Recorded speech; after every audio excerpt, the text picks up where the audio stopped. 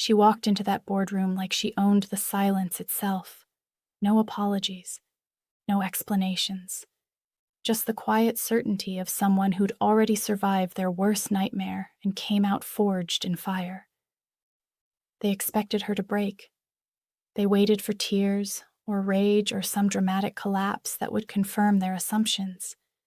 Instead, she smiled with the kind of calm that only comes from knowing exactly who you are when everything else has been stripped away. This wasn't revenge. Revenge is loud and desperate and still seeks validation. This was karma, and karma doesn't announce itself. It simply arrives. There's a particular kind of strength that develops in women who've been underestimated their entire lives. Not the loud, defiant kind that announces itself with grand gestures and proclamations, but the quiet, unshakable kind that moves through the world like water finding its way through rock. Patient, persistent, inevitable. Maya had that strength, and she hadn't been born with it. She'd earned every ounce of it through years of being dismissed and doubted and told in 1,000 subtle ways that her voice didn't matter as much as the men around her. The tech startup had been her idea originally. Late nights in their tiny apartment when she and Derek were still newlyweds and everything felt possible. She'd mapped out the entire business model on their kitchen table while he played video games on the couch. When she'd finally shown him her plans, he'd barely looked up from his screen. Said it was interesting, said maybe someday. Then 2 months later, he'd presented nearly identical plans to his college buddy Marcus, and suddenly it wasn't just interesting anymore. Suddenly it was brilliant. Suddenly it was worth pursuing. She remembered the exact moment she realized what was happening. Standing in their living room while Derek and Marcus excitedly discussed their new venture, and Derek introducing her innovations as things they'd brainstormed together. Not even brainstormed. Things he'd come up with. She'd opened her mouth to correct him, and then stopped. Something in the way they were looking at each other with that conspiratorial male camaraderie that had no room for her input made her understand that correcting him would make her the problem, the difficult wife, the one who couldn't be happy for her husband's success. So she'd smiled and offered to make coffee and listened to them discuss her algorithms like they were discovering fire for the first time. That night, she'd cried in the shower where Derek wouldn't hear her and told herself she was being oversensitive. That marriage was about supporting each other, that his success was her success too. All the things women tell themselves when they're slowly erasing their own boundaries to make room for someone else's ego. The company had grown faster than anyone expected. Within 2 years, they had investors and office space and 12 employees. Maya had worked there too, of course. As the office manager, not as the co-founder, not as the chief technology officer developing the proprietary software, as the person who ordered supplies and organized team lunches and scheduled meetings. Derek had explained it so reasonably. They needed someone they could trust in that role, someone who understood the company culture, someone detail-oriented and organized, all compliments that felt like a cage. She'd done the job well, because Maya did everything well, but she also kept coding. Late at night after Derek fell asleep, she'd work on improvements to their platform. She'd identify bugs and inefficiencies and quietly fix them through back-end access. Derek didn't know she still had. She told herself she was helping, that eventually Derek would recognize her contributions and things would change, that she just needed to be patient and prove herself indispensable. The affair had been the breaking point, but not for the reasons people might think. She didn't fall apart when she discovered Derek sleeping with their marketing director, Rachel. She'd suspected for months anyway. The late meetings and sudden business trips and the way he'd started dressing differently and wearing cologne to the office. What broke her wasn't the betrayal of their marriage. It was overhearing him on the phone with Rachel laughing about how Maya actually believed she'd contributed to the company. How cute it was that she thought her little spreadsheets mattered. How he'd basically built everything from scratch while supporting a wife who didn't understand real innovation. That conversation had happened on a Tuesday. By Friday, Maya had consulted with 3 different lawyers. By the following Tuesday, she'd quietly documented 7 years' worth of her original code, her emails detailing every algorithm and feature she'd developed, her project management files, and time-stamped records of every innovation Derek had claimed as his own. She'd done it all calmly and methodically, with the same attention to detail she brought to ordering office supplies. No dramatic confrontations, no tears, just documentation. The divorce papers had surprised him. He'd actually seemed hurt, like she was the one betraying him by refusing to overlook his affair. He'd offered couples therapy and promised to end things with Rachel, and seemed genuinely confused when Maya just smiled and said no. She didn't tell him about the lawyers or the evidence or what was coming next. She just moved out and let him think he'd dodged any real consequences. 3 months later, the lawsuit arrived. Not for the affair, because Maya didn't care about that anymore. The lawsuit was for intellectual property theft and breach of fiduciary duty and unjust enrichment.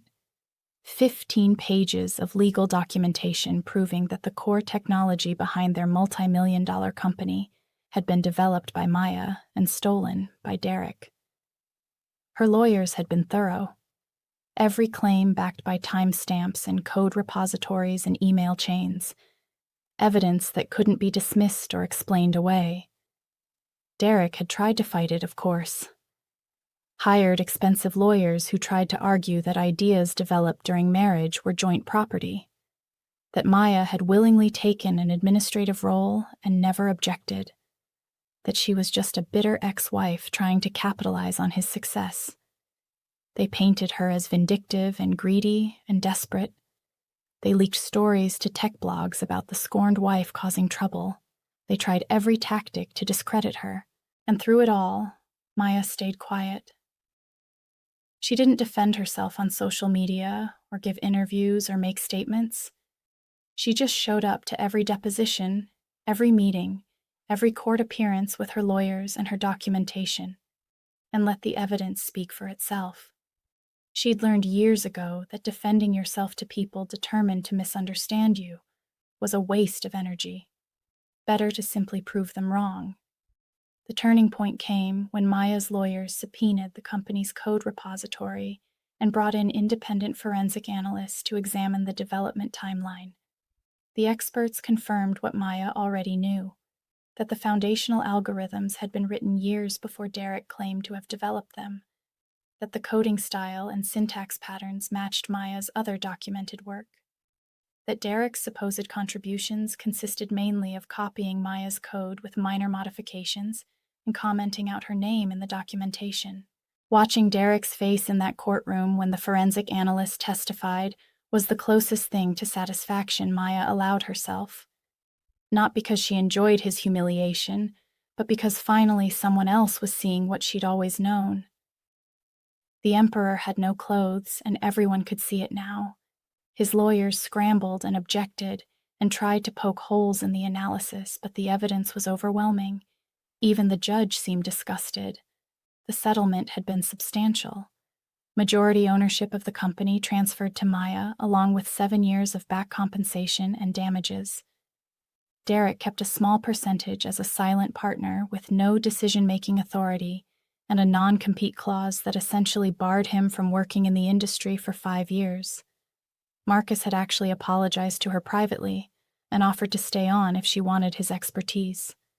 She'd politely declined and bought out his shares too. The day Maya walked into her company as its rightful CEO had been surreal.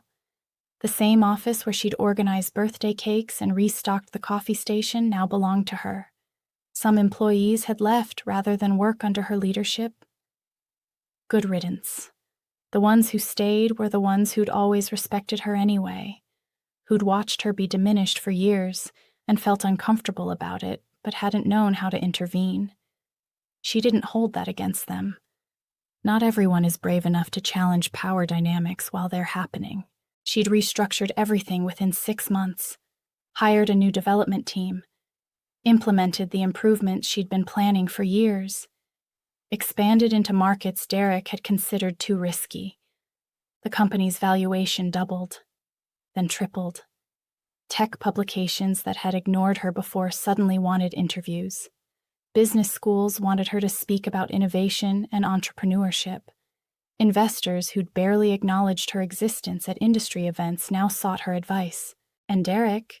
She'd heard through mutual acquaintances that he'd tried to start a new venture that had failed within a year, that Rachel had left him for someone else, that he was working as a mid-level consultant at a firm that wouldn't have given him a second look when he'd been riding high on stolen success. Maya didn't take any pleasure in his downfall, because his life wasn't her concern anymore. She'd gotten what she deserved, and he'd lost what he'd never truly earned. That was simply cause and effect. That was karma. What surprised her most was how little anger she felt now. In the early days after discovering the affair and the extent of Derek's theft, she'd been furious, had fantasized about public confrontations and dramatic takedowns, had imagined making him suffer the way she'd suffered.